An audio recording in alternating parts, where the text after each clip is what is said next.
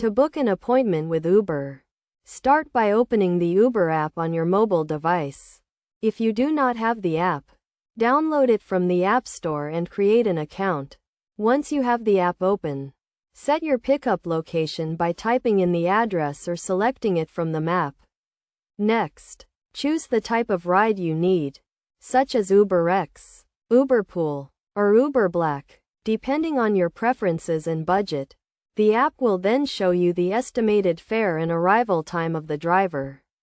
After selecting your ride type, you can add any additional stops or requests, such as a preferred route or special instructions for the driver. You can also select the number of passengers and any special requests, such as a car seat or wheelchair accessibility. Once you have entered all the necessary information, review your ride details to ensure everything is correct. Check the pickup location, destination, ride type, and estimated fare to avoid any errors. If everything is correct, confirm your ride by tapping the Confirm button.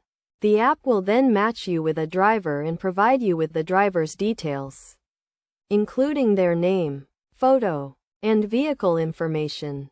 You can track the driver's location in real time and receive updates on their estimated arrival time.